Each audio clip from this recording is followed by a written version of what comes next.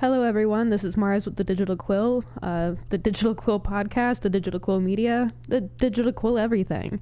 Today here I have a very esteemed and lovely guest with me. I would like them to go ahead and introduce themselves, if you would, please.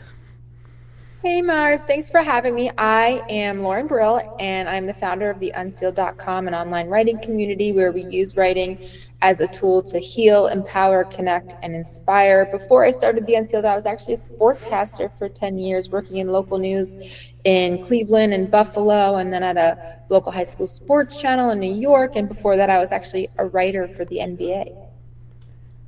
A writer from the NBA. Now, I knew about the sportscasting stuff, but I did not know about the writing part. Yeah, my first job, actually, I started writing for the WNBA while I was in college still.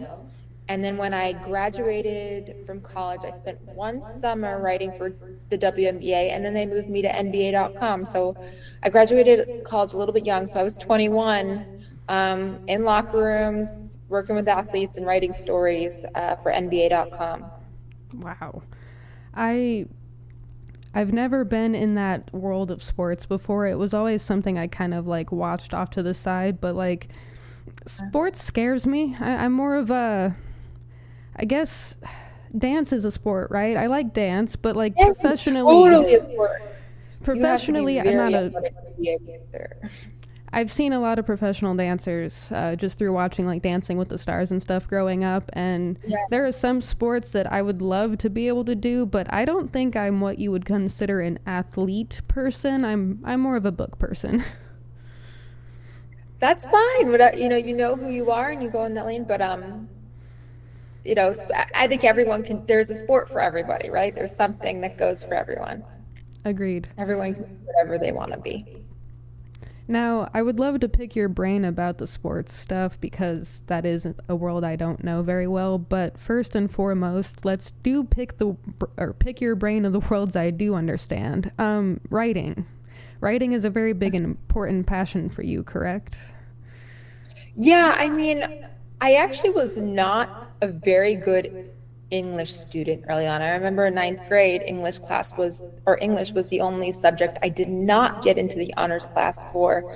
And I was very upset. And even on like my SATs, I did way better on the math than the English. I was always inherently better at math. But I used to write about my feelings. I wasn't really good at writing like a paper in school about like history, but I would write poetry when I was sad. I would write my feelings down. And that type of writing I always did well with. And even when I went to college and I started to become a better writer, I went to a school that had something called, what was it called? The Writing Center. And you can go take your papers there, and a TA or some sort of mentor would go through your papers like line by line and help you make it better. And I used to go there all the time. I would say I was there once a week, if not more. And they really, really, really helped me learn how to write.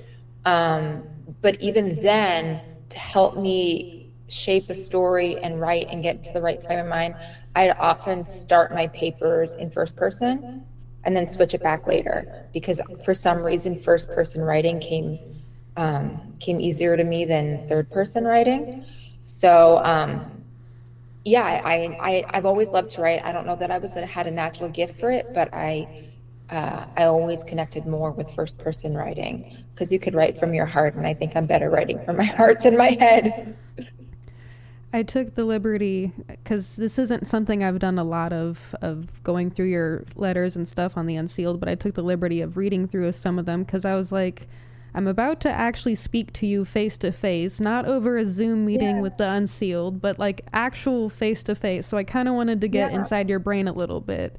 First thing I can say is you have such a depth for like word and yourself. Like, I read the piece about, what was the name of it? I had the list set up of the pieces that I skimmed through and read through a little bit, but there was a piece about the one that you shared recently on Instagram, the grief piece to your friend Sean, I believe.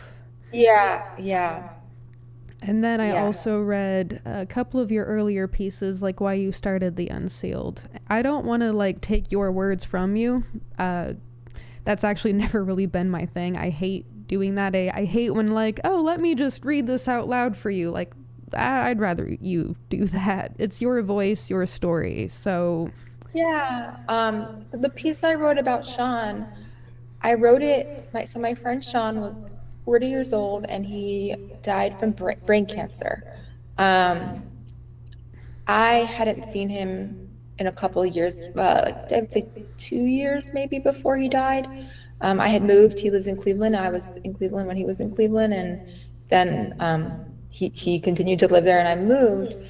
And he told me immediately when he was diagnosed with cancer, but what he did not tell me is that the doctors told him he had no shot, no chance, no hope, no shot. Um, and then, for the first year when we lived in different cities and we stayed in touch, and he kept telling me how much the Unsealed meant to him because we wrote a lot of stories about hope and miracles. And he said, he kept telling me, oh, the stories are really helping people, especially me. And he was just very wise and very supportive. At some point, he had told me that that he was going to go through like trials, like they were going to do trials on him, which is basically, we don't know if this is going to work, but like this is the last ditch effort. Like I knew what trials meant. I mean, it meant nothing else worked, and they're just going to try something to hope for the best. I had lost someone close to me that was also very young. She was 30 a few years prior to it was 2013. So, about 6 or 7 years prior to him dying, I had lost somebody young to cancer. And I think subconsciously, like, I think he was talking less to people as he got closer to the end because it was hard for him. And then I think for me, I didn't really want to see him deteriorate. And so I hadn't reached out as much, which I felt very guilty about. And I mentioned in that letter. And then like a couple weeks before he passed, which I didn't know how bad it was at that point, I just happened to reach out because there was like an inside joke that a mystery that we had that we could never figure out. And I finally figured out, there was this girl who hated me, and I thought she hated me because she liked him, and he was like, I've never met her, but she always used to comment on his Instagram. And then I found out through a friend that she liked my friend, and I didn't know that like she knew we were friends. I didn't know they were friends. So I finally figured out this big mystery. And I was like reaching out to him, and I was like, I gotta tell you, I finally figured it out. And he didn't text me back. And that's when I knew, oh my God, this is bad. Because he always texted me back pretty quickly. And then I texted his friend and I said, what's going on? And he said, he's near the end. And then his mother called me and said, told me what, was going on. And she said he can't read his phone anymore. But he likes to get cards because he can touch them, he can feel them, he can see them. So I sent him a card for every single day. So he had a card every day. So I would send them in batches of like 10, and I would handwrite all of them. And his mother told me when he got the first one and he knew it was for me, he had a big smile on his face. But I wrote the story of our friendship in that letter. And when I found out he died, I was devastated. And writing was a way for me to get all that emotion and even the guilt for the period that I didn't reach out as much when I should have, when I let my own grief and fear get in the way of being the kind of friend I wish I could have been consistently. And I try to be very honest in my writing, and hopefully I was. And I try to continue to honor his life by sharing his story. I posted something the other day about him. I was frustrated with something with the Unsealed. And I thought back to a conversation I said to him, or one day I was like, I feel like I'm hitting a wall with my company. And this is years ago. I was frustrated about something. And he said, just be grateful you're here to hit that wall. And it made me realize if you get to try again tomorrow, then you are blessed. Even if things are hard today, if you get to wake up and try again with whatever dream you have, with whatever you're working on, you are very lucky. So I try to carry his lessons, carry his legacy, carry his kindness, spread it through my writing, and also, deal with my own grief. So that was that letter. What was the other one you said you read? Um, Oh, why I started the Unsealed. yes, yes. There was a few So of them, I believe, on your repertoire.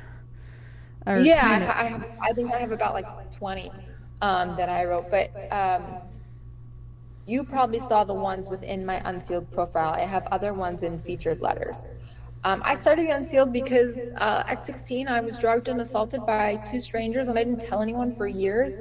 I had a lot of stomach aches, stomach issues. I lost a lot of weight my senior year of high school after the assault, and not like in a good way. I was at a healthy weight and then became an unhealthy weight, at least for me, and to the point where, I stopped getting my period because I was so underweight, which is horrible.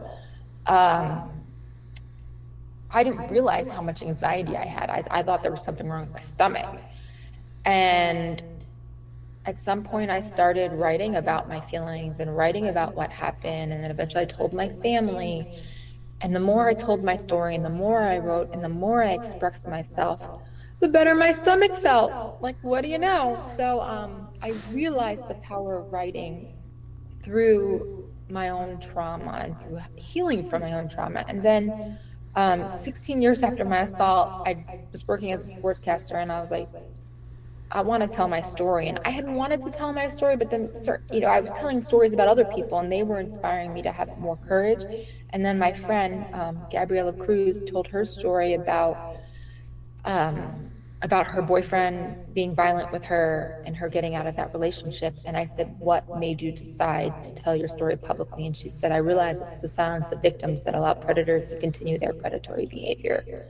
So for me, that was like a light bulb. And like, here I was asking her to tell her story, and I was silent about my own. So I felt like a hypocrite in some ways to be like, hey, let me interview you about your story.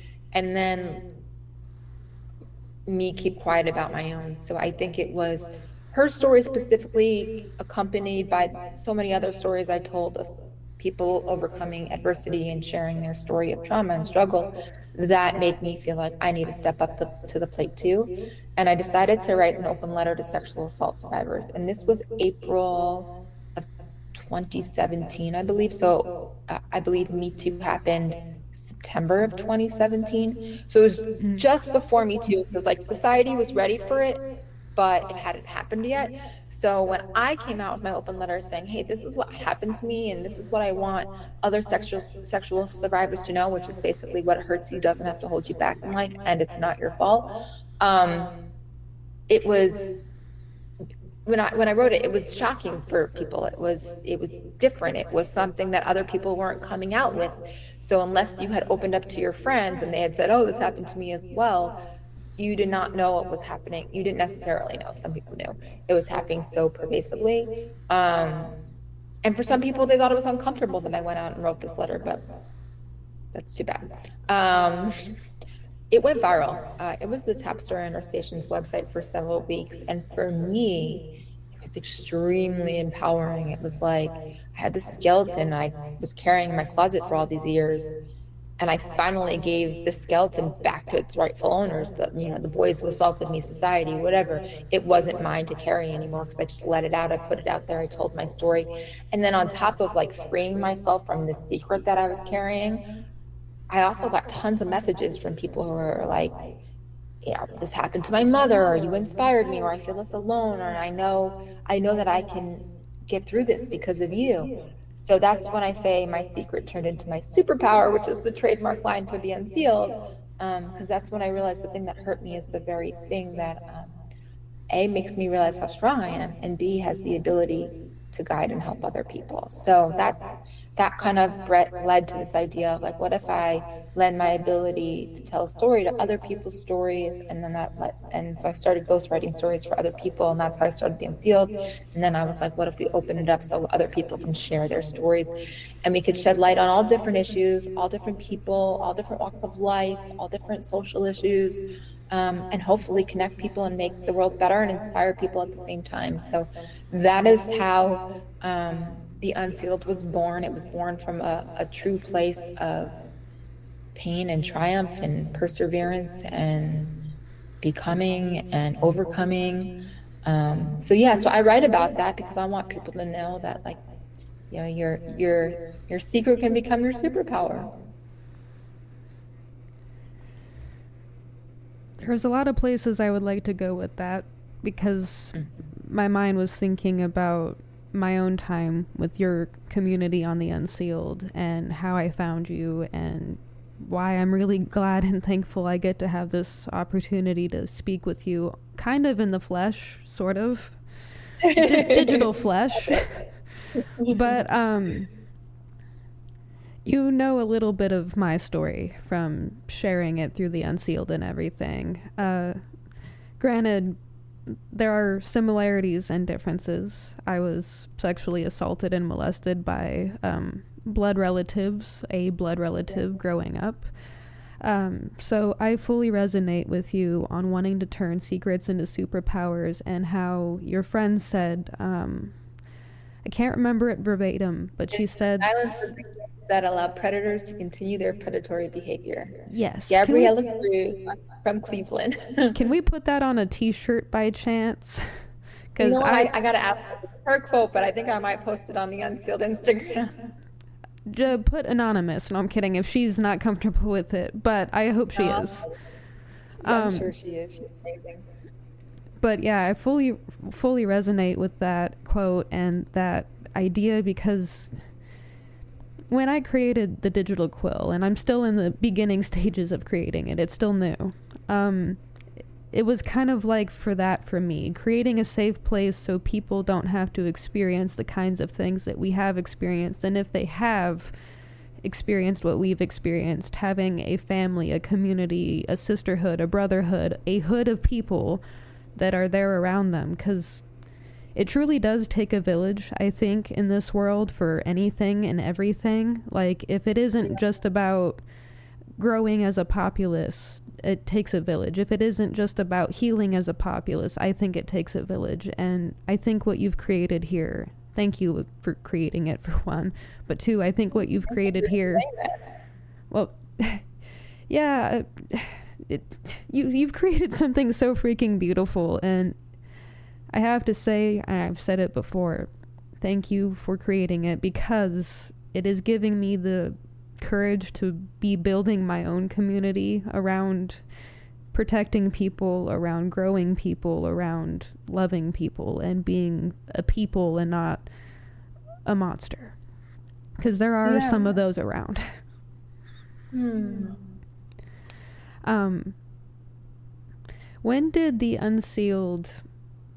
was the moment that the Unsealed community became that vision for you? The moment you realized that I can actually do this, that this is actually going to help people? I actually think I knew it before I even had the idea for the Unsealed. Before I even published my letter, that open letter on my station's website that went viral, I had written like 30 lessons I learned before turning 30. It was like, that's what the book was supposed to be. And it ended up being a bunch of open letters to different parts of myself.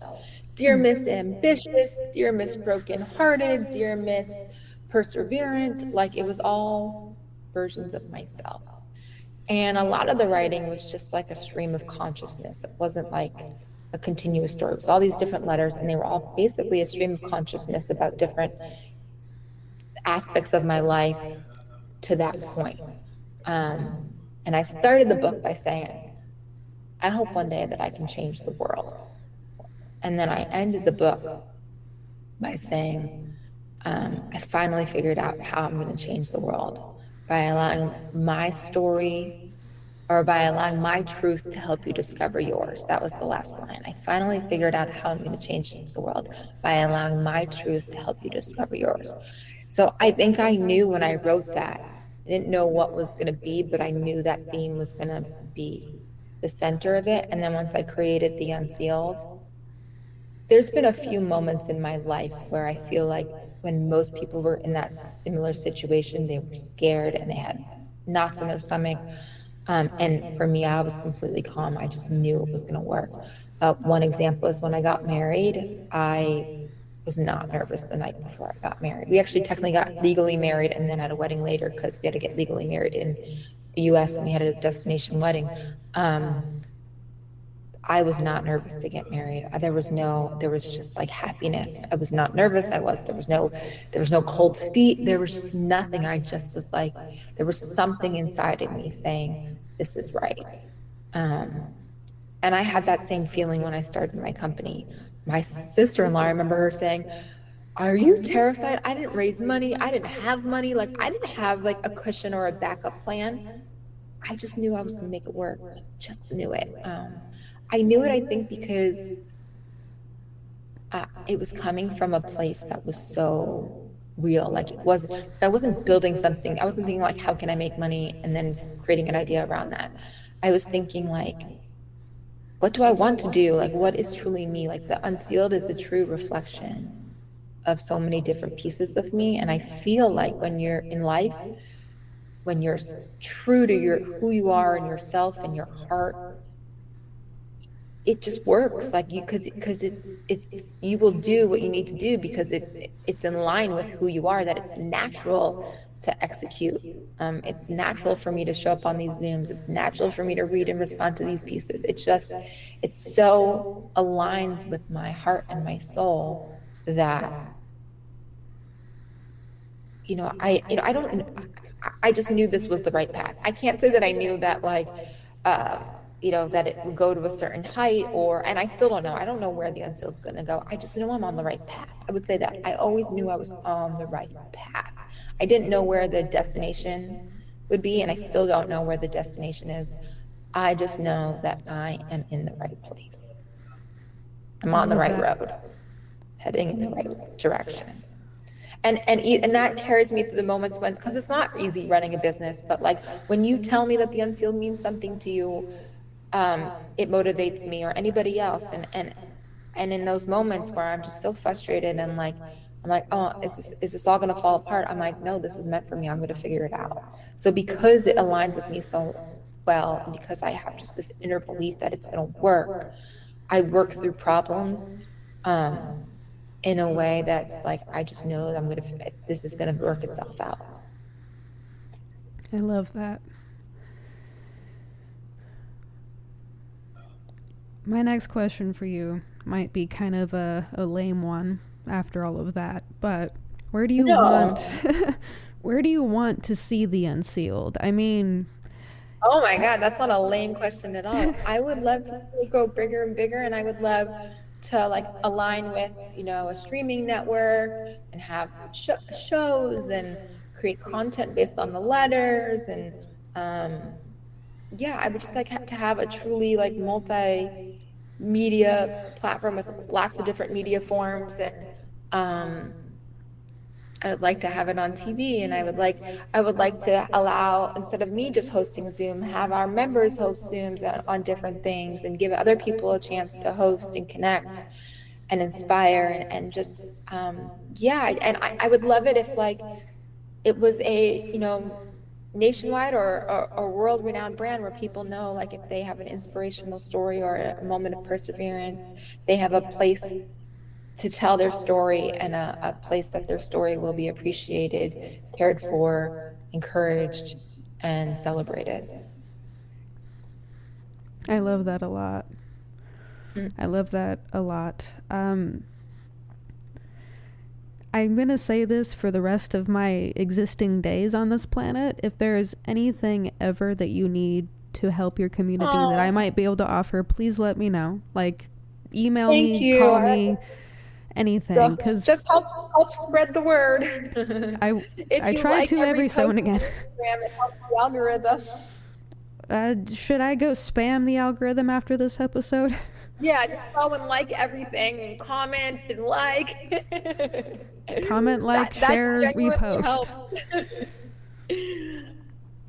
I will. And I will that's do the. actually the Yeah. hard part of the Unsealed is I'm not a tech person, and there's a lot of technology involved that every day I'm like learning about all the things I did wrong, like, so that's where a lot of the frustration lies is with the technology.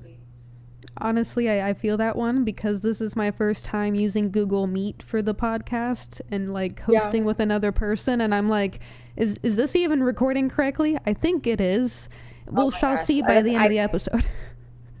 I've had times where I forgot to record. Even when I was in TV, I used to have to shoot our own stuff sometimes.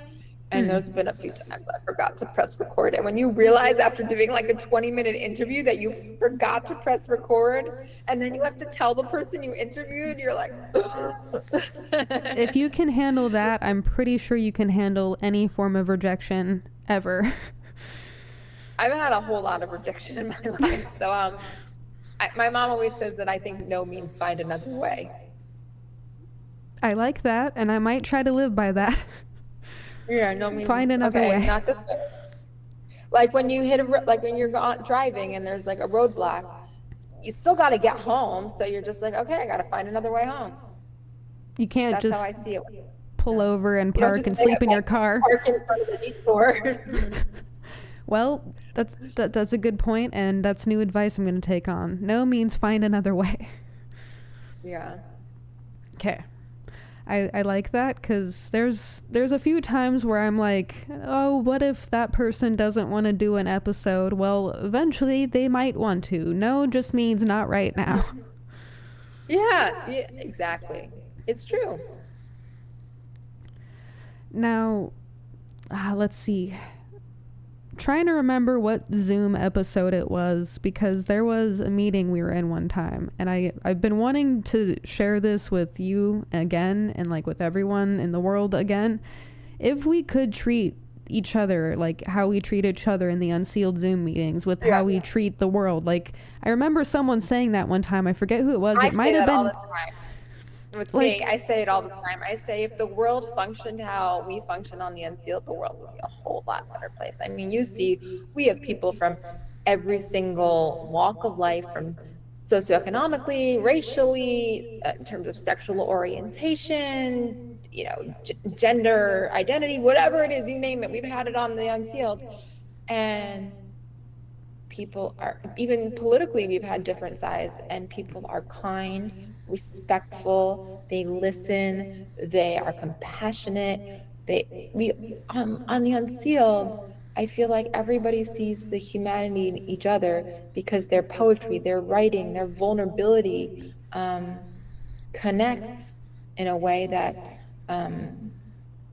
doesn't seem to happen outside in the real world, or at least not consistently. And I just think it's so beautiful to see people who you think would clash be kind to each other, be warm to each other, see their point, acknowledge their point, acknowledge their pain, and provide comfort. So yeah, I think the world would be such a better place if it operated the same way the Unsealed does. And I say it all the time because it's a microcosm of what I hope is possible. How it's proof that people can behave that way and act that way and love that way and support that way and be compassionate and be vulnerable and heal. Like it's proof. But people who sign up for the Unsealed, I think, are very intentional about being vulnerable and intentional about being kind, because we tell people like this is what this is, and because there is some people don't like that you have to pay to be a part of the Unsealed, but it does provide a gate that leads to a much safer space, because if you're going to be rude, we're going to kick you out of the group. So people who have bad intentions don't end up part of the group. that so village mindset. It becomes a safe space because people who sign up are very intentional of wanting to align with our values in terms of kindness and openness and acceptance. I feel like that ties into a village mindset, or like an actual like bona fide community mindset, because you kind of need those things in order to operate as a human being. I mean, I feel like people forget sometimes that we need a level of vulnerability to showcase that we are humans and not the animals that we've been evolved from for hundreds of thousands of years. Because we have a... Go ahead. No, we also just need to open up. If we hold our feelings inside, not only does no one see our humanity, but we It's don't poison feel to good. ourselves. It's poison to Poison. ourselves. You're carrying all of your negativity and letting it ruminate in your brain. So you need to express yourself. I think that is critical. And I came from a sports background, and when you have a team that loves each other and cares for each other and supports each other, you play better. You play better, you win more. It's just how it works. I covered the 2016 Cleveland Cavaliers, and they won the NBA championship that year. And yes, they had LeBron, but LeBron's been on many teams that haven't won championships. And here's why they won. They had Shannon Fry and Richard Jefferson came on the team that year, and these were two guys that were friends from years before. They both went to Arizona. They had known each other from a long time, and they were both professionals, but they were also very funny and fun-loving, and they brought this camaraderie into the locker room. And all of a sudden, Kevin Love and LeBron James became buddy-buddy when in years prior they weren't. And this team became a group of friends that could laugh with each other and have dinner with each other and make jokes, but then also would fight like hell on the basketball court when they were playing. And they were down. I think they were down like 3-1 in the NBA Finals, and like they came back and won. And it was because they were a team. They were a true team. And I think you operate better as an individual when you're part of something that's supportive and kind and encouraging. And you certainly operate better as a group when you care about each other. Like even my marriage, like last night I was working till 3 a.m. and I told my husband I would do the dishes, and I was like still work. Actually, I was up working till 4 a.m. And at 3 a.m. I took a break and did the dishes. Now, if I weren't married, I would have just left the dishes in the sink. But because I didn't want to let him down, I didn't want him to wake up to dirty dishes in the middle of the night when I'm like ready to throw my computer at the wall. I took a break and did the dishes for him. And everyone, when you care about someone, when you're part of a team, you elevate your standards, not for yourself, but for the other person. So I think being part of a group that you care about, that cares about you, elevates your actions and your ability to be productive. And I think you function better individually, but you also function better as a whole. I feel like I could get on board with that. I like what you're saying there. Paint me a picture from a sports background. Like, I feel like you can emulate teams from like working teams, like when you're at certain jobs or stuff like that. But like, how does that translate from entirely a sports background? Like, what are the differences? What are the similarities? Yeah, so I grew up athletic. Was voted most athletic in high school, and like I was the kid on field day that like before they announced who came in first, I was like, I know it's me. I had the longest jump. I had the highest jump. I would say I knew it was always between me and one or two others. There was a couple other athletic people, but I always knew, I always excelled athletically. But then I started playing on more competitive teams. I was a soccer player. I played on travel teams. And when I started playing against better competition, both on my own team and against better competition, it taught me resilience. It taught me perseverance. It taught me hard work. It taught me to push myself. I always noticed that I used to play better when I was like a little bit hurt. Like if my ankle was a little sore, if I was banged up a little bit, I'd push myself a little bit more to compensate. And then I'd end up playing even better than I would if I hadn't been a little hurt. So I think these like little things in sports, like pushing yourself, being part of a team, working really hard when you feel like you're behind, it's a mentality that I think is developed when you play sports. And that's not to say you can't develop it elsewhere. That's just where I developed it. A competitiveness, a fire. Like I think a lot of that came from sports. And I don't know. I mean, I think I always had a little fire in my belly, but it definitely came out when I played sports. I remember Coach told my dad once, he goes, the ball may get, I was a defender on this team. And he said, the ball may get past Lauren, the player may get past Lauren, but very rarely both. So like, you know, I had a little edge to me, and it definitely, sports was a great place to express that. And then it gave me confidence to kind of carry those traits into the business world. And listen, like when I worked in sports and was working in TV, it wasn't always like flowers and butterflies. There was a lot of negative things too. And I also learned to have the confidence to stand up for myself and not let people put me down, and not let people tell me I was less than, and not to let people say I was less worthy, or because I was a woman I couldn't do certain things. I was really fierce.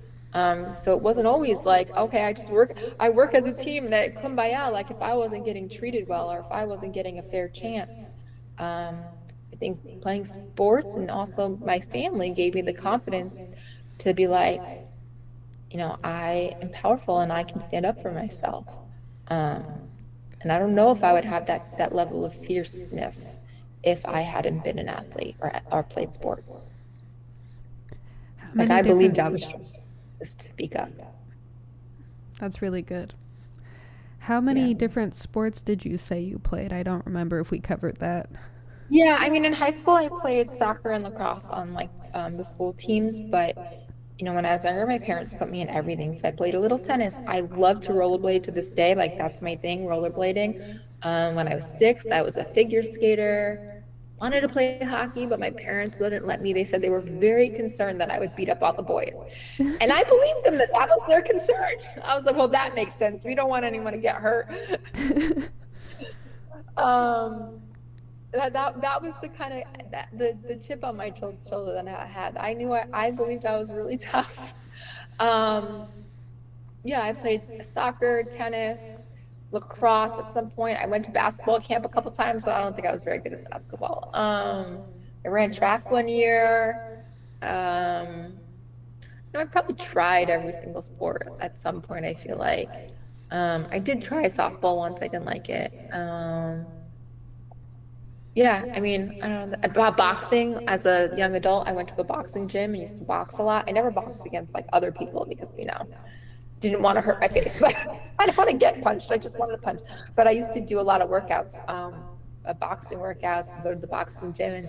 And, you know, they used to tell me, you're really good. You should fight. You should fight. I was like, eh. You know?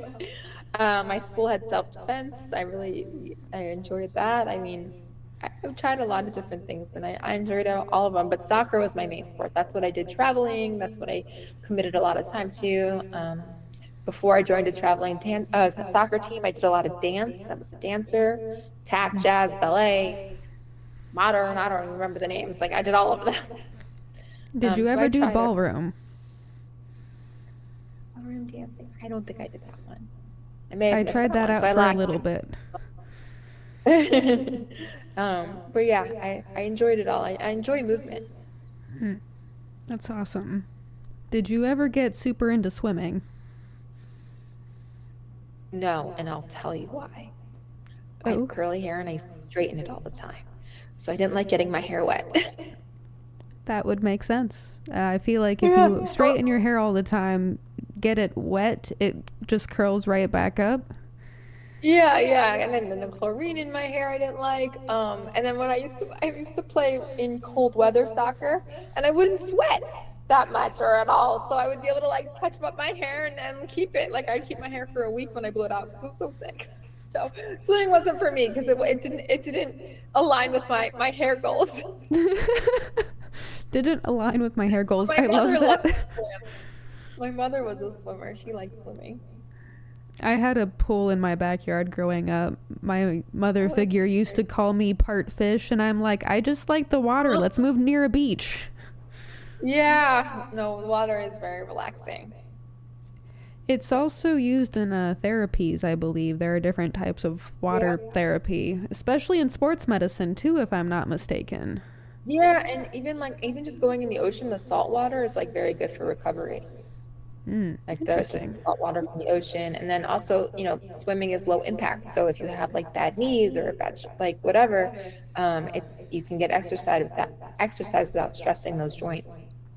Which is why swimming is very good for the elderly, and that's something I tend to try to recommend to like people who have grandparents, because it's like your grandparents are still going to need to move when they get older. Let's give them low impact activities that are still fun. Yeah. Credit to my mom. She's like 74 and goes to the gym all the time. Does like workouts, and yeah, she's still very active. But I don't think she swims. I think she does like the treadmill and some weights. I hope to be super like toned and fit as I get older, because I haven't had a lot of flexibility. My goal is to be able to be a pretzel at 75, 80. Yeah, well, yoga. Go to yoga. I just actually got off the phone with my friend Desmond, who I did a story with, who owns a yoga studio, and I was telling him, I'm scared to go to your yoga classes because I'm gonna be so bad. I'm not flexible. And he's like, just come. Like, you will love it. You'll become flexible, and it'll help heal. Like, I have a bad back, so it'll help, help with that. So I'm gonna push myself to go outside of my comfort zone. Teach me what you learn. I will. I will. I try to do some yoga at home, but I'm by no means taught by a professional. Most of my learning is from Instagram, people who and yoga is so good for you. Like, when I was a sportscaster, I did some stories about yoga, and like I used to joke that like the research says if you do yoga, you'll never die. But like there was a lot of research that would say stuff like, if you do yoga, you're less likely for this cancer and that cancer, and it improves your longevity, and it improves your health for this and that. Like, there were so many physical health benefits and emotional ones too. Like, there was even a study I did a story about that yoga actually lowers and reduces the risk of eating disorders. So it's like, because eating disorders are anxiety disorders. So yoga lowers anxiety. So if it lowers anxiety, it lowers a disorder that's connected to anxiety. If I ever have a friend that comes to me with that problem again, I am going to instruct them to yoga. Actually, yes. I'll just bring them to yoga, and we'll see what happens afterwards. Yay. Thank you for the information. Of course. Let's see here. I have like a bajillion questions I always like asking, or always feel like I want to ask, because I consider myself to be super inquisitive, like almost to the point where it's just always questions with me. Do you have any for me? Do I have any for you? Oh my gosh, I feel like I always ask you questions.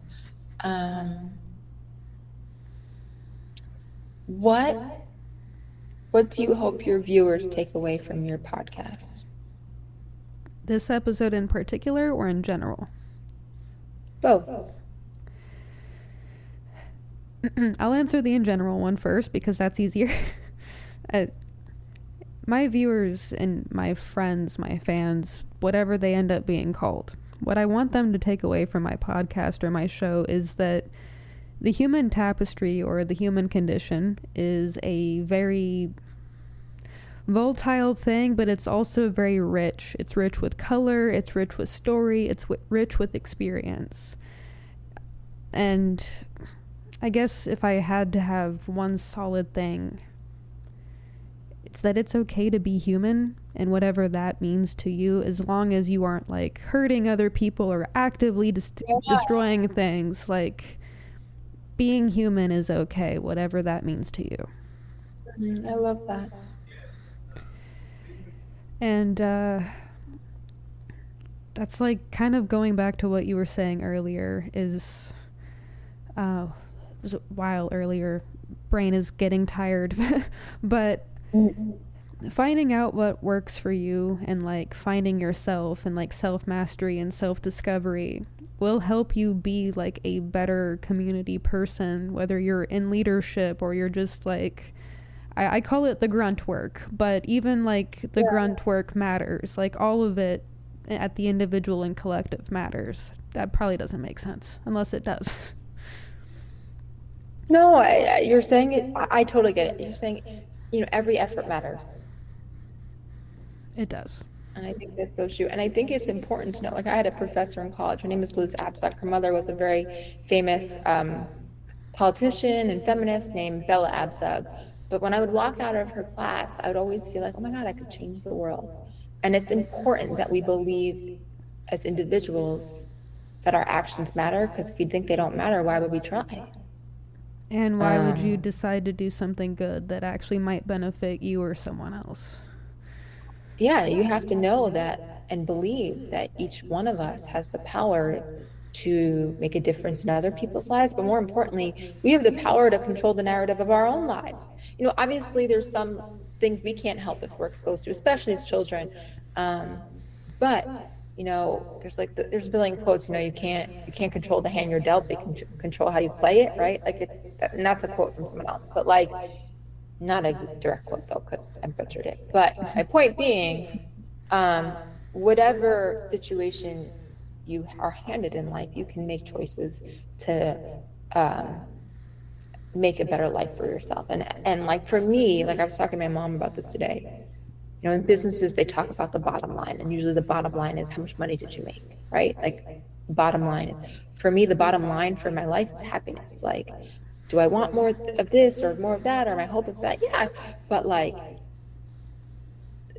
at the end of the day, can I look at myself and say at the bottom line being happiness? Can I say, am I happy with my life right now? And then if I can say yes, then we're doing good. Even if we want more of this and want more of that, I want to grow my company and I want to, have children, whatever it is that I'm yearning for, I can want those things, but also still feel like, okay, at the end of the day, life is good, and I can make choices in my life to make sure that life stays good. And you constantly have to make choices.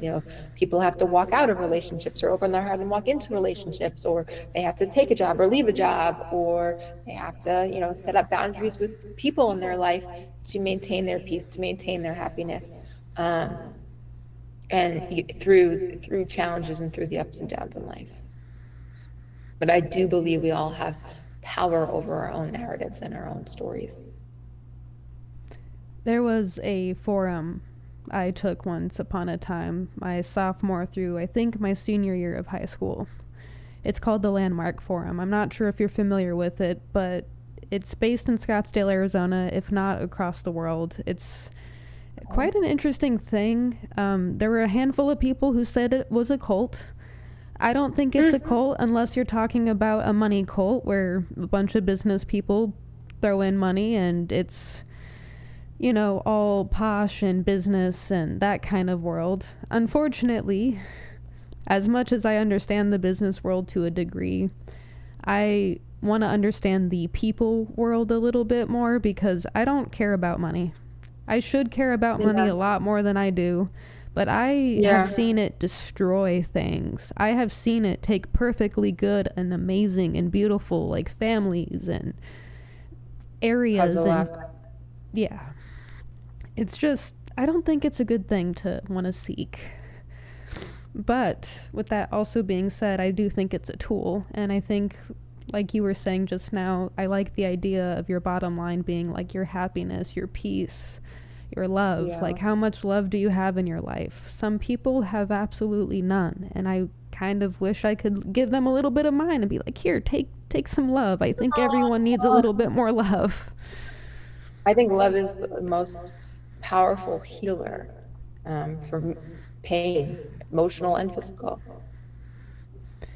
There's a question you've asked a handful of times on the Unsealed meetings. Do you think love can change the world? And I think so, because I think love is a lot more than just a verb. I think it's a lot more than an action. I think it's a lot more than a feeling. It is truly an energy. It is truly something that can't necessarily just be felt or be seen, at least in my experience, in my opinion.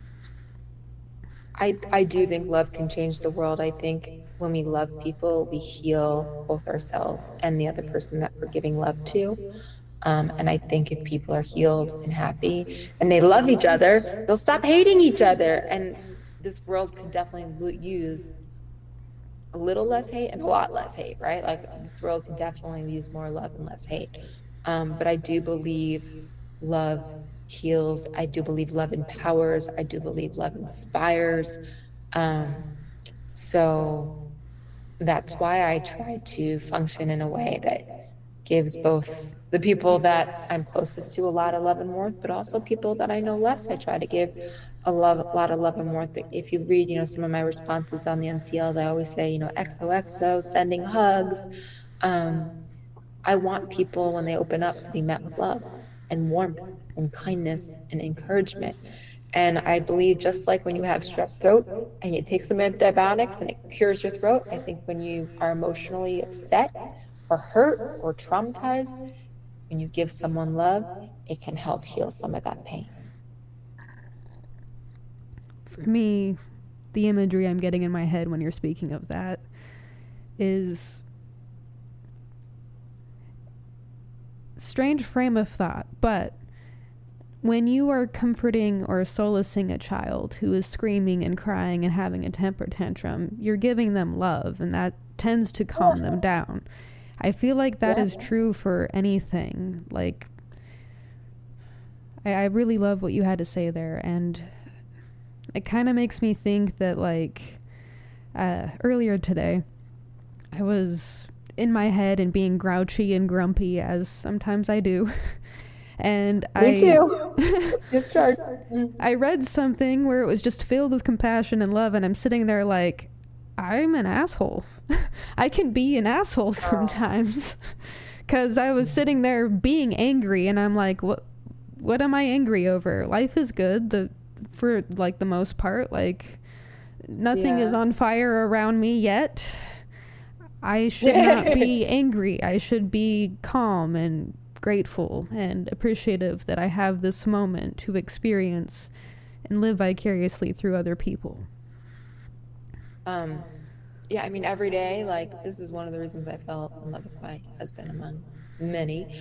But he'll, when I'm having a rough day and I'm like, oh my God, this isn't working, this happened, this person, and I'm having, like, he calls it my, like, crisis of the week. He'll just be like, come here, come give me a hug. And it's like, my anxiety is here, and then he gives me this hug and holds me for 10 seconds, and it, like, comes down to here. You can't see my hands. It lowers, and I just feel my whole tension in my body release. I think love helps. And then my mom, I was talking to her today. She was a psychology major in college, and she comes to a lot of our Zooms. You've seen her before. And she always says to me, Lauren, you're so good at this. You're like a natural born psychologist. Like, you're just so good at this. And I'm like, Mom, I learned it from you. I'm just doing exactly what you did for me. So I know what that warmth and that love feels like, because I've been a recipient of it from my mom. And all I'm doing is, like, internalizing what I experienced and giving it back out to people. Like, I had an example, so I know what warmth and love and encouragement looks like. So it's just so funny to me that she's like, wow, like, you're amazing. And I'm like, Mom, I'm being you. So, I hope that answers your question. I think so. Let's see. This is another interesting, I feel like, question. For you personally, I know this time of year, starting around November, I'm always starting to, like, compartmentalize my year before and my years prior, and I'm kind of like, all right, where am I at right now? I decided, after reading some articles about psychology and, like, goals instead of resolutions for the New Year's, I was like, oh, that makes more sense, because resolutions aren't really goals. They're not something for... No one ever sticks to their resolutions for the New Year's. What was that? Your resolutions, you're resolving something. Yes, exactly. Resolutions, resolve. Most of us don't stick to our resolutions. So I was like, how about goals over resolutions? My goals are vast and many, but I have to actually sit down at this time and choose actionable goals that I can manage and get through and achieve, and then maybe some ones that I'll fail at, but it's a learning experience. What are your goals for yourself next year and the years prior? Like, So I actually, a lot of times when in work and in business, they tell you, set a goal for your business, and give it like a numerical number so you really hold yourself accountable. It gives me so much anxiety if I don't meet those goals. It just doesn't work for me. I put so much pressure on myself. So I have more broad goals. Like I want to grow the Unsealed. I want to hopefully have a family. Like there's things I want, and I just keep it very vague. And then I just try every day to focus on like today and like what can I do to make myself better today? What can I do to grow today? Because when you make something, either if you make it too big or make it too strict, and it starts to feel unattainable, it gets very stressful. But I can make sure that every day I try to do something that elevates my brand or elevates, whatever it is that I'm pursuing, elevates my body if I'm working out, whatever it is. So I focus on like maybe micro steps or micro goals, like what can I do today? So for me, I don't look at a whole year. I look at like, okay, what is like overall, what direction do I want to go? And then I take very small steps each day to make sure each day I'm going at least in that direction and focus on what I can control. And it's interesting, you said this time of year. This is also my birthday. My birthday was 4 days ago. Oh, And my happy birthday makes me very sad. Thank you. My birthday makes me very sad. I get very sad on my birthday because I'm always like, I'm not where I want to be. I don't have this right now and I don't have that. And my husband keeps reminding me, be grateful for what you have, be grateful. And then it's just the passing of time and life going so fast makes me sad. So I have to figure out ways to like not get into that rut and really just, what can I do today to make me happy? And that's what I try to focus on. Like, what can I do today to make me happy, to continue to move in the right direction? And hopefully that will add up over time to get me where I truly want to be. I feel like I might take some of that mindset on for myself. That and a lot of times too, like when you focus on like just following your heart and doing things day by day, like the right way, you may not end up where you plan to go, but you'll end up where you're supposed to be. Like, or maybe it leads you to someplace like unexpected, but even better. I feel like what you're describing to me is something I struggle with a lot, and it's staying in the moment, the present moment. Oh, I we all struggle with that. I tend to always think about what's next instead of like, what am I doing right now? And it gets bad to the point where I'm like, did I experience that day or did that day experience me? I remember someone said to me, like, if you're focused too much on the past, you'll get depressed. If you focus too much on the future, you'll get anxious. Just focus on right now and you'll have peace. And I don't think you saw this one because it was put in a different area of the site, but I wrote an open letter to my younger self, responding to a letter that I found where I wrote to my future self. So when I was 17, I found a letter I wrote to my future self, and I responded to that letter in my 30s. And basically what I said is like, the advice I have for you is the same thing I need to be reminded of right now, is that enjoy the moment and everything tends to work out. And if you don't end up where you plan to go, you'll end up somewhere better. Kind of like what I said before. But like, I think back to like when I was 17 and I was so nervous about getting into college, and I was like, oh, am I going to get into a good school? Am I going to be okay going away from my family? And like literally everything worked out. Everything that I've ever been anxious about when I wanted to get my first job in TV. Will I get a job? Will I get a job? Will I get a job? I got a job. Like, it took longer than I wanted to, but I got a job. And so you have to have a little faith and focus on the moment. And the more I am able to focus on the moment and the day, the more present I'm able to be, the less anxiety I have. But I think anxiety comes from being so like obsessed with the future. And when you become so obsessed with the future, you poison the current moment. And you don't get to enjoy, like, I wish I fully enjoyed being 17 because I had like lots of friends and like it was a fun time in life. You don't want to like poison like the beauty of what you have right now. The idea that I came to mind is poison the present. You don't want to do that. The poisoning of the present. Yeah. All right. Well, thank you for sharing that wisdom with me, because of course it makes me feel a little better to know that we all struggle with that, but like to know, actually know, and not like kind of know, it helps.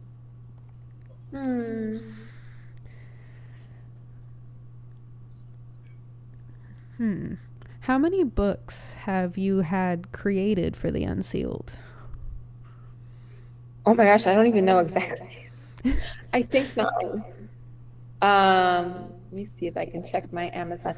I think it is 9. So only one I wrote, and then the rest are anthologies. But hold on, I'm on the page now. We got 1, 2, 3, 4, 5, 6, 7, 8, 9. Wait, hold on, I'm missing some.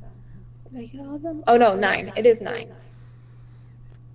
Question I've been dying to ask: do all the proceeds go to help the Unsealed? Yes, I mean, we don't really have a lot of proceeds from the books. We pretty much almost break even because I spend money on the cover and I spend money on the cover and I spend money on the interior editing and stuff. So they aren't particularly profitable. It's hard to make money with books. If it is, it's like $100 or $200, not a lot. And then a lot of times we donate some of the money to charity. So with my Unseal Your Superpower, even if I lost money and spent more on making the book, I still donated a percent of the revenue to charity. That's pretty cool. I am trying to get more people to buy the copy of Unseal Your Self-Love. I love all the books, and I love the cover. I stopped doing the books. And I'll tell you why, maybe I should start again. It is a tremendous amount of work to read every piece, to edit every piece, to send it back to everyone and be like, hey, check your piece, fill out all the releases to allow your piece to be posted. And then there were just some authors that felt like, well, my writing's in it, I should get paid for it. And we weren't making enough money to pay the authors. And I was like, okay, well, I can't. Like, I just will lose too much money. I just couldn't afford it. So I just stopped doing it because I didn't want to leave people feeling that way. And there was no other way around it. But some people really love being in the books and love being a part of it and didn't want to get paid. So I don't know how to rectify that, whether it's like, okay, just be like super, super clear, which I already was, or just not do it altogether. But I mean, it's challenging with the business, figuring out how to manage your time, manage finances, make sure you're doing right by people, but also making sure you can keep your business alive. And like, it's a constant puzzle. Before I hear a thought here. Just before I just rush into this and like sign my soul over, because I very much am this close to signing my soul over, I am interested in helping you edit anything that you need help editing for my own book and my own writing and my own stuff. Like, I have to be my own editor. So editing has become something I kind of enjoy, especially if it's not my own. Yeah, I mean, I just feel so responsible for anything. I mean, with the internet, if someone writes something that you don't want to print, you can change it on the internet. Hey, please send us another copy. But once you print a book, it's out there. So I just feel so responsible for making sure that I read every single thing. And I usually read it like 3 times and check it. So it just is what it is. I'm thinking about doing another one, but I just have to figure out the best way to do it. So we'll see. But yeah, I mean, I think the last few books, we just, whatever profit we had, we either donated to charity or donated a portion, or whatever it was. But yeah, books are hard. Books are very, very hard to sell. It's very competitive. So we do our best. I do have to say that from my own experience, I haven't really been published in a book per se until Unseal Your Self-Love. And I'm kind of okay and glad with the fact that I'm not being paid for it, because it's like, I signed up for it. I wanted to do the anthology thing. It was What you a wanted. community book. That's the whole That's point. the idea. And that's the whole point actually of the Unsealed. Like, we're not like other companies where it's like, oh, if you sign up, you can make money this way or that way. The whole point of the Unsealed is to have like a like-minded community of kind people who support, who encourage each other, and who elevate, where we can elevate each other's voices. And the idea of the books is to celebrate our community. And there is people they can buy the books at a discount and sell them themselves. So we do offer that, but yeah, like that point isn't to like, we're not a place for people to come to become millionaires by any stretch of the imagination. We are a place for people to come to find community, celebrate their voice, receive and give encouragement, support, love, kindness, and try to spread that not just throughout our community, but through our words and through our actions and through the sense of empowerment we get from the community out in the world. Go out in the world and go to the world confidently, strong and empowered, and with kindness and love and an open heart. And an open mind. And an open mind, yes. This question I had earlier, because this question floats around for me sometimes with the Digital Quill. How much would you say the Unsealed is a part of you? Like, is there God, it is. It is you? It is me and a website. Like, it is such a, like, the colors I use, like, the collages, the prompts, like, everything is a reflection of my heart, how I express myself, how I healed myself, how I want to help others, how I see the world. We have a section on, we have a section on LGBTQ plus, race, all these different things. These are all issues that I care about, that I may not experience these challenges firsthand, but I want the people who do to use their voice and their life story to shed light on these issues so people can see the humanity in them, and the human side of these problems. So everything on the Unsealed is intentional. It is in some way connects to something I believe in, something I want to help make better, something that helped me feel better. So I think the Unsealed is an expression of who I am, and in that way, that's why I say the Unsealed is me. It's birthed from my heart. I love that. I love that so much. It definitely feels personal. When I do, yeah, personal. When I talk about the Unsealed, like, I always have to include your name in it, because for me, like, after getting to know you through the Zooms and just through the writings and the responses you leave on my pages and your words yourself on your own, like, letters and open letters, it is 100% like warmth and love and everything that you stand for as Lauren, as yourself, as a human being on this planet. And that's why I'm so drawn and connected to it, because, like, as I said earlier, you've created such a magnificent space. Other than shouting it from the rooftops and giving you my all and trying to help, like, I can't express how much. It means so much for you to say that, because, as I said, it's hard. And so to hear that it matters and that the vision is coming to life for you, and other people have said it too, I mean, it makes me fight to keep going, because some people sign up and leave, right? So when that happens, every time someone cancels Mars, it feels like I got dumped. Like, it's so personal to me, and it's just, that's the business of subscriptions, right? Like, people cancel their subscriptions for a multitude of reasons. But for me, every time someone cancels, like, my husband will see it on my face. He goes, someone just canceled. Like, my face drops. It literally feels like a punch in the stomach. It is, and I have to, like, breathe. Okay, this is part of the business. But when I get someone who says, oh my God, this means so much to me and changed my life, I'm like, all right, find those people and keep going. Like find the people who you do impact a lot and who will never leave you. But it is hard. It's you know, every time someone cancels, it's a form of rejection, you know? And some of those people end up coming back, but still it burns, it stings, you know, and when people like you tell me how much it means to them, it makes me realize, you know, just because you know, it's just because not everyone feels that way, it doesn't mean it's not working, right? You keep focusing on the people that you're helping and try to help more and more and more and continue to try and add as much value as possible.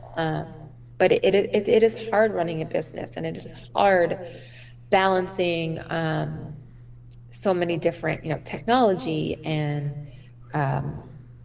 keeping it a safe space and making sure people get value from it and feel what you feel. All of those things are so hard to manage with, you know, time restrictions. There's only 24 hours in a day. So figuring that all out is challenging. But when I hear you say how much it means to you, I feel like, okay, I'm doing something right. I'm headed in the right direction. And I need that because, you know, some people say it's business, it's not personal. My business has always been personal. Even when I was a sportscaster and working for someone else, I always cared how I treated people. Like I remember somebody just got fired from their job and they knew I had his number and they're like, go call him. I'm like, no. Like the answer is no. When Jim Kelly was diagnosed with cancer, the second time when it came back, I had known prior to the story breaking. One of his family members had told me and asked me not to say anything, and I didn't tell anyone except maybe one friend. I was like, oh my God, it'll me. And we both said we're not going to say anything because I didn't want to break a story that would hurt a family that was going through cancer, even if they're a public figure or not. Like, if they weren't putting it out there, then in my heart, I didn't want to be like, oh, well, I'll get props with my boss if I put it out there, right? So I didn't even tell my boss. You know, I didn't tell anybody except that one friend I opened up to. And then the story was broken by another station. We did break it. And my boss was like, can you confirm this? And I'm like, I've known this for a while now. And I told him, I said, it went against what I felt was right. And as ambitious as I was very ambitious. I always wanted to move up by doing things the right way. I really wanted, it was never, I never wanted to hurt people. Especially not a family going through cancer. That wasn't, I mean, it didn't matter if they were famous or not. Like that just wasn't my place, and that was that. And yeah, so I always felt like my business was personal, and I wasn't going to use its business as a cop out to mistreat people. There's a lot of points I could take from that right now. But for now, the first point I want to say is that is super admirable, and I have a lot to learn from you in that aspect. Because I disagree with that mindset as well, that business isn't personal. It 100% is. As a business owner, as a business person, you are in charge of lives. You are in a formation of power, a leadership position. Like, it does matter. And for people to say that business isn't personal, like, that's why we have some of the problems we have in communities now.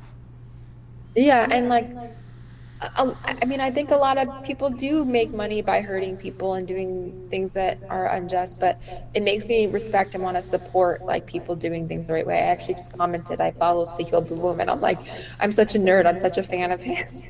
And he's just very kind and gracious, and he promotes positivity and discipline and just doing things the right way. And he's been really successful in building his platform. And I said to him today, I'm like, it's just very inspiring to see somebody so disciplined and also so, I don't know if ethical, moral, but somebody just doing things that's adding positivity to the world, that's adding goodness to the world, doing things the right way. It's just inspiring to see, because that's, you know, that's the way I want to function, and I do function too. Like I always say, I want to move up by giving back. I like that. I'm going to riff off of that and say my reason for being, my purpose, my goal is I want to leave the world behind better than I found it. Because the world I was born into and grew up in and have come out of, for lack of a long story, is not a good, kind world. I'd like to leave the opposite of what I was born into behind. If I can change a community or change the world, that'd be nice, because as I said earlier, there's a sheer disposition of like lack of love. There is not a lot of love in a lot of places, not a lot of compassion, not a lot of self-compassion, and I'm like, why? Like, we could literally, like, we have the technology to be so far advanced as a society, but because of certain bad players, we're not. It's scratches my head a lot. For me, I don't even think about like what like I want to leave, what I want my legacy to be when I'm gone. I want to enjoy my life while I'm here, and I feel very fulfilled helping people. Like, I enjoy it. So for me, it's just like, again, bottom line is happiness. Like, what makes me feel happy and joyful and fulfilled and satisfied? And yes, helping people, but I'm helping people in a very specific way, through writing, through community, through Zooms, all these things I also enjoy, right? So I created something that connects to what makes me happy, and in turn I can help. I enjoy myself, but I also are able to help other people, and in the way that reflects who I am. And it's about enjoying my life, and I enjoy giving back. I enjoy helping people, and I enjoy what I'm building, and it's exciting and it's fulfilling, and it's really, really, really hard, but that makes the climb, I think, more satisfying in some ways, because like, you're like, oh, if it were easy, you wouldn't appreciate it as much. Yeah, like when things are hard and you do it anyway, then you're like, wow, like, feel good about myself. Like, I worked through that. I fought. And when I feel like everything's going terribly, my husband always says to me, I'm not gonna help you, but you gotta fight. Like, you gotta do it. You gotta fight. It's on you. And he's right. I just gotta fight. And when I fight through it and I get to the other side of whatever problem it is, I'm like, it builds another like layer of confidence. Like, okay, I can get through this. I can get through this. Going back to what you were saying earlier about losing subscriptions, as someone who has not been able to pay their $5 before, I am really sorry. But well, you stayed a member. But I will say this, even though I have a routine amount of $20 to my name at the end of every bill cycle, I purposefully budget in the Unsealed, and I'm really glad that you have the lowest budget as like $5, because if it was any more than that, I would not be able to afford it. I'm going to keep budgeting it anyway. We just changed it to $7. Oh, that's fine. I'll budget it anyway. We didn't change it for people who previously had a subscription, so just for new people. Oh, interesting. We just changed it so I didn't, because I felt like I hate personally when I'm signed up for something, then all of a sudden the bill is higher. So I didn't change anybody who's already signed up. And we just did that because it's expensive to run. My developer costs have gone up. My cost for pretty much everything has gone up. Even health insurance has gone up, because I am, self-employed. So I just needed a way to cover more costs.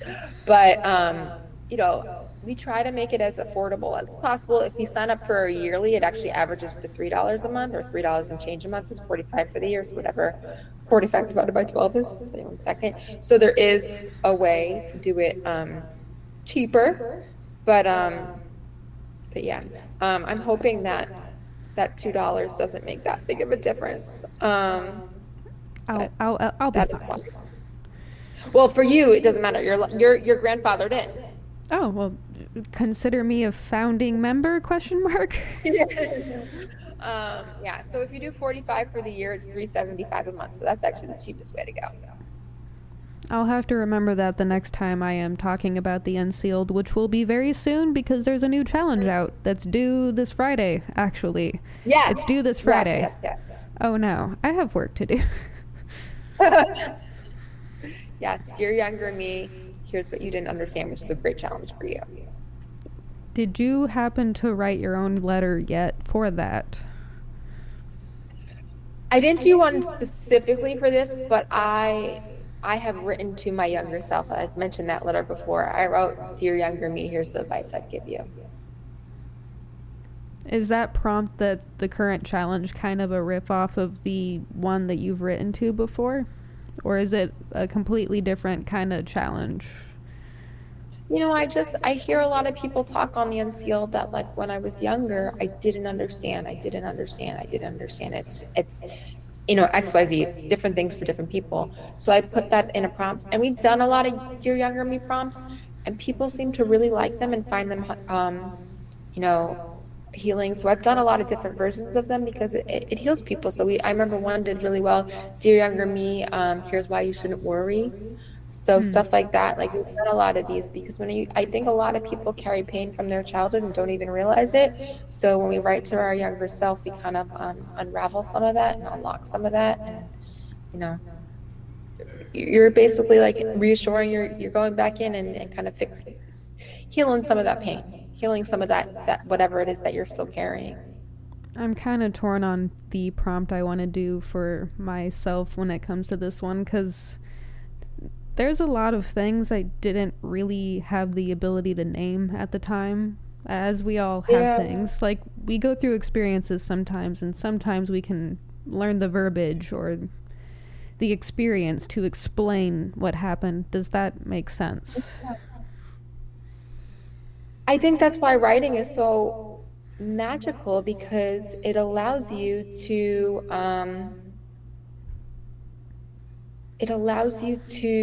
process all your feelings. And I think writing helps us. Like I always say, when I write, I tap into a part of my brain that my conscious mind can't reach. Okay.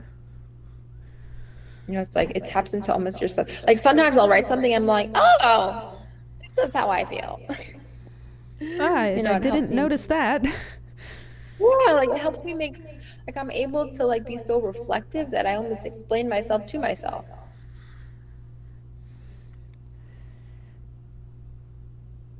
When you write, you have to tell a story, right? So when you're telling a story, it makes you, okay, well, why did I feel this way? And where did this come from? So you keep having to dig deeper and deeper than you would have if you just said, how do I feel? And you give a very surface level answer. To kind of go off of that a bit, because I actually have something that triggered a memory in my brain. I've been writing my debut novel for arguably too long now, but there's a purpose for this. I gave myself 2 rules when it comes to writing 21 Days Gone, because it is a truth turned fiction. It's literally my trauma fictionalized in a way that's, I don't want to say entertainment, because it is a fiction novel about what writers write what they know, but at the same time, like, entertainment and like a doorway to have hard conversations around things that might need a little bit of healing in today's society. The other day, it hit me. I was sitting there laying in bed thinking about the novel and plotting and pacing and everything, and I was sitting there like, I think one of my issues is for the main character, Nicole. She's supposed to be the embodiment of my trauma, of the pain and the issues and the life I've gone through. What I didn't really understand was that Alex, the friend that kind of helps figure out what happened to Nicole and gets her back, Alex is the embodiment of today's version, the version of myself that is able to write 21 Days Gone, not the girl who was still healing from it, if that makes sense. So I kind of have to channel both, not only the traumatized girl, but also the girl who's like, I got my power back, kind of. I got to use my power, 100%. Like, I don't know if that makes sense. Like digging deep and learning who you are and also kind of, balancing it with what you've been through. And that's kind of why, like, this debut novel is important to me, and why it's definitely on my timeline of when I release it, which is set for next year, because enough's enough. I've sat on digging deep a little bit too long. But it's meant to be like the final curtain act, because I'm not going to stop telling my story per se, but telling it has gotten tired for me. If you want to hear it, read my book and read between the lines. Like that's where I'm at now with my own story. I want to listen to other people's stories more at this point. And also that chapter, you've kind of like, that chapter is closed. And like, for me, I still tell my story because it explains why I started the Unsealed. But once I wrote my open letter, that was like the final chapter of healing for me. And I'm sure to some degree, maybe I'm still healing every time I tell my story. But for like the big chunk of healing, like that was the final chapter. That was the I'm freaking free from this. Like I am, you know, I'm good, I'm strong, I'm powerful. Like I went, and someone was asking, I do motivational speaking, you know, do you think you're healed? And I said, you know, when I first started, PTSD was probably here. And there's also something called post-traumatic growth, which means you're stronger in some ways, in some areas, than before such traumatic event occurred. And I think it's something like 40 to 70, it's a wide range of people, percentage of people who experience post-traumatic growth after a traumatic incident. And the way I like kind of explain it is like, if you think of a basketball game and you're a player and you miss a 3-pointer at the buzzer of your championship game, and you're devastated. After that game, you just keep practicing that 3-pointer and making sure that 3-pointer is good. And now all of a sudden you're better at 3-pointers than you were before that horrible miss that broke your heart. That's kind of what post-traumatic growth is. You're better in some way after the bad thing happened than you were before, whether it's because you kind of worked on that or because you built a thicker skin, like you're in some way, you know, you healed even more than your baseline prior to the trauma. So for me, after the assault, post-traumatic stress disorder and probably post-traumatic growth was low. And I think now it's the other way. So my post-traumatic growth is extremely high and my post-traumatic stress is extremely low.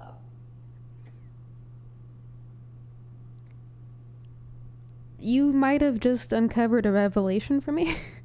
I have not actually heard of the terms post-traumatic growth. Yeah, I don't know why our society likes to talk about the sad part, not the happy part. I mean, I also don't understand why Facebook tends to push my sad girl posting hours more than my happy girl posting hours, but hey.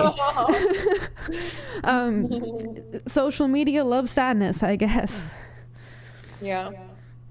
I'm going to have to look into that concept a lot more now because I feel like scientific. There might... I mean, look at Oprah Winfrey. She was raped as a child and had all this horrible thing happen to her, and look what her life unraveled. She's an example of post-traumatic growth, I'm sure. I will also be looking more into her story because I am fairly vaguely familiar with it. It's I knew I grew up watching Oprah Winfrey on the television. What is she up to now, actually? I don't know exactly. I know she had a channel. I don't know if she still has it. She has a magazine. I mean, she's just Oprah being Oprah, right? I love that woman. She's an incredible lady.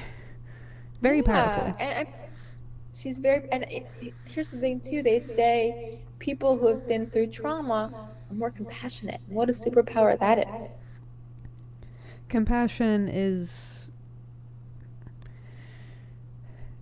I feel like, can be very hard, especially after being through trauma, but I also feel like I'd rather be compassionate and like be willing to extend a human hand because I've been dealt the hands of other monsters. I don't want to be a monster myself. Yeah, of course not.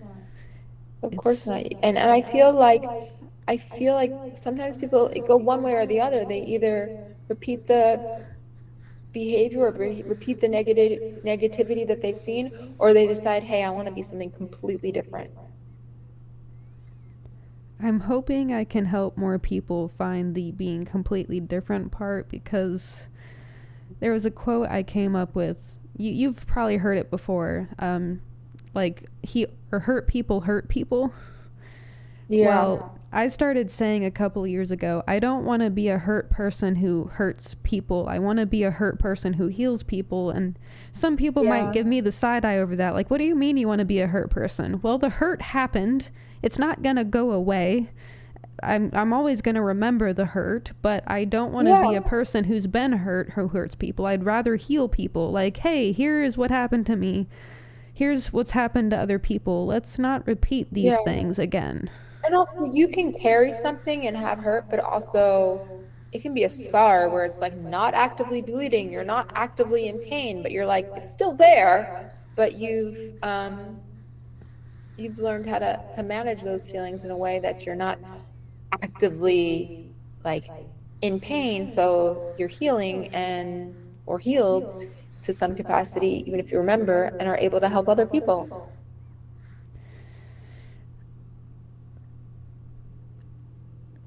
If you could go back in time and talk to the 17-year-old you, what would you say to her at this very moment? Pretend.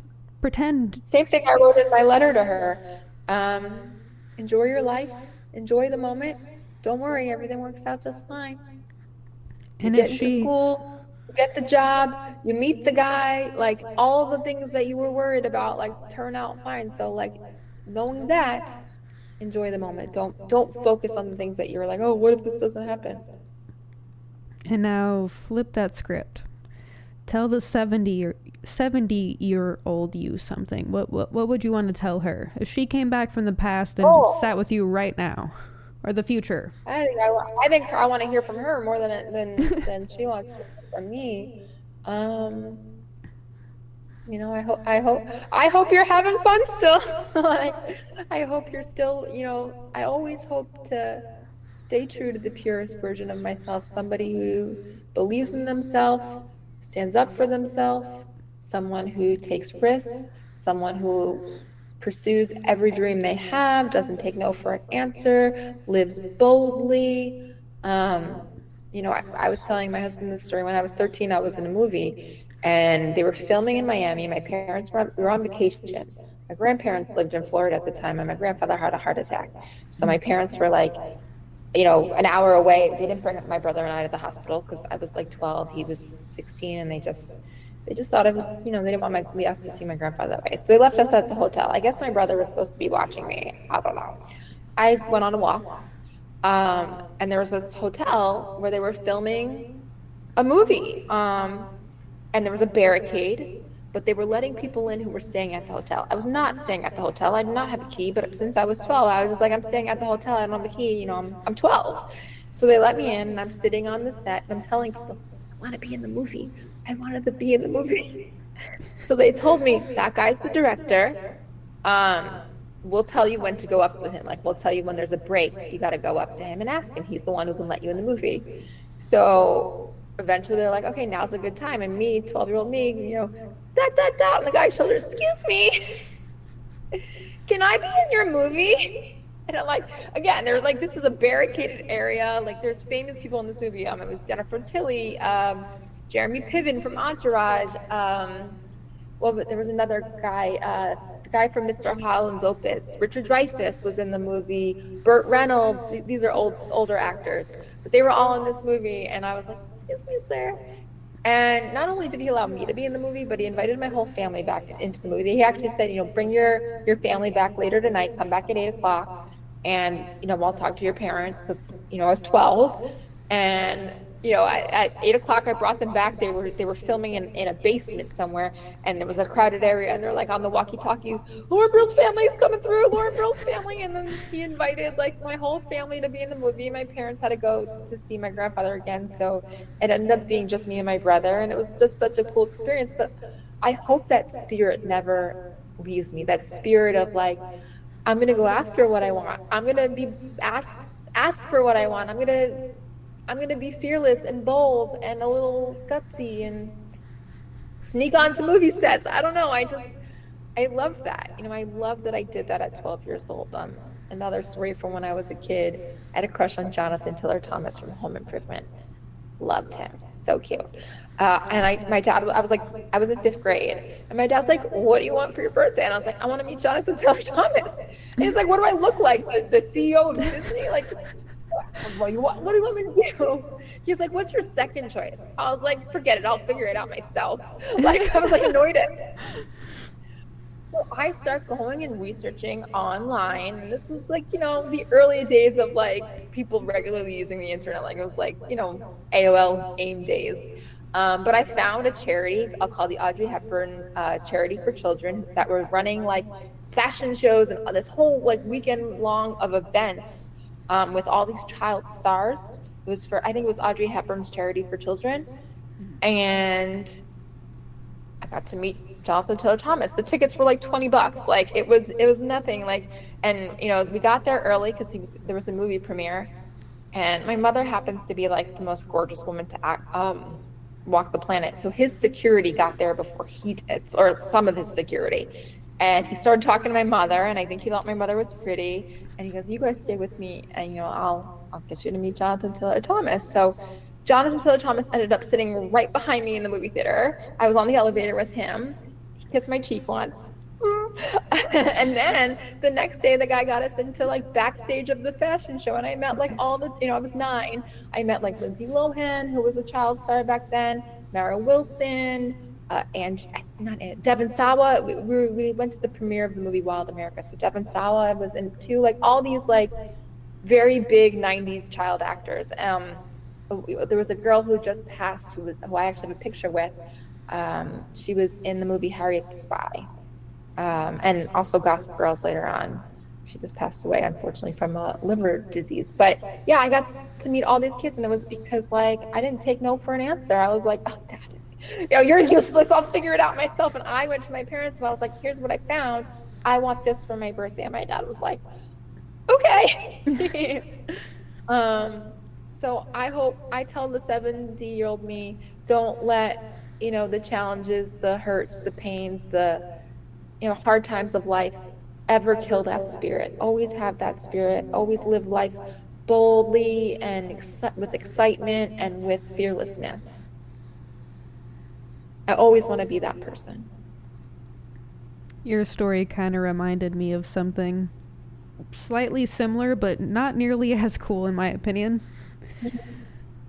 What is my it? Elementary school, my 6th grade class, when I was in 2nd grade, they had won a contest for a natural wildlife habitat to be built on the school itself. It's no longer there, unfortunately. In my later adult years, I decided to pay my old elementary school a visit by driving by it to relive old memories, because there's a park nearby. And the enclosure is gone, which made me very sad and very angry, because it was actually meant for a desert tortoise that we had once upon a time. Okay. But I'm getting ahead of myself. The story was, when I was in 2nd grade, we had won that contest, my school, the 6th grade class. And my 2nd grade class was, taking a tiny little field trip adventure to go check out the enclosure, because it was, opening, and every single class got to get a chance to check it out. I did not know that lady was a reporter. I had no idea, but here I am doing what I normally do, speaking to the nearest adult random stranger about anything and everything. And she's like, "What's your name?" And I gave her my name, and she's like, "How old are you?" Or I don't think she actually asked my age, but the very next day or two, my 2nd grade teacher is like, "I have a special announcement after show and tell," or something like that. And I'm like, "What?" And it involves our Miss Mars. And I'm like, "What? Don't put me on the spot like this, please. What are you talking about?" And they pull out a piece of paper, a newspaper clipping I wish I still had. I don't. But it says, "Mars, Wilson, age 8, sat wide-eyed staring at and a direct quote from me about how I wish I could be a frog and like swim in the pond was taken." And I'm like sitting there like all the class is oohing and ahhing at me, and I'm like, I didn't know that lady was a reporter. I'm sorry. I didn't mean to have 5 seconds of fame. No, so I think life is about not becoming anyone, but being the best version of who you've always been. So I hope I don't become anybody new. I hope that when I'm 70, I hope I'm the same person. I hope I'm the best version of who I've always been. Hope I life love never that. jades me so much that I change. I love that, and I hope that when I'm 70, I am still talking to random strangers about anything and everything. Same here. Because there's nothing I love more than connecting with humans, and I have to thank you for wanting to be on this show, because I'm sure there's 100 other things you could be doing right now, but you chose to take the time out of your day to hang out with me and my community I love and my hanging out viewers. with you. Thank you. This is a wonderful way to spend my time. It's a privilege and an honor. I feel like I'm mainly running out of conversation steam, but do you mind if I go ahead and invite you on to come to another episode with me in the nearest future or a further off distant future? Sure. Anytime. Awesome. Well, thank you for having me. Of course. Before we end today, do you have anything you want to let my viewers know? Anything you want to ask me and get to know? Yeah, if you guys are interested in the Unsealed, check it out, theunsealed.com, and you can always find me on Instagram at the.unsealed or at lore.brill, Brill. And if you have any questions about the Unsealed, let me know. But I hope you guys join our family and enjoy it as much as Mars does, if not more. I honestly hope we at least get a couple more new members from this today, because I do love the community you've created so much. Oh, thank you. It really has given me the confidence to pursue this, because I guarantee you there's a Mars in the past who's like, you're doing a podcast now? What? And that's what I wanted. I wanted to, the world is hard, and especially the world is hard on, anybody who doesn't fit a certain mold for what they're doing, right? If you're a woman in sports, if you're whatever, like it's hard for more marginalized citizens. And I wanted to create a space that made people stronger and more confident when they head out into a world that will try to knock them down and tell them they're less than when they're not. So I love that you're going for it. I love that you're confident. I love that. And I love to have even just a small piece in your story. Thank you. Well, I will go ahead and leave some links for the Unsealed and your socials in the description, of course. Like I do this every time. I try to include some description or links in my descriptions, because I'm like, accessibility is one of the features I want for this community. I want people to not be feeling like they're gatekept or anything like that, because I don't like gatekeeping. Thank you so much for agreeing to be on here, and thank you, viewers, for listening today. I'm going to do my normal sign off, which is thank you for giving me your time, and thank you for allowing me to share mine with you. As always, humans of Earth, please keep going, remember to breathe, and I'll see you all next time, hopefully with Lauren in the near future. Yes. I'll be back. Awesome. All right, and there we go. That is my time.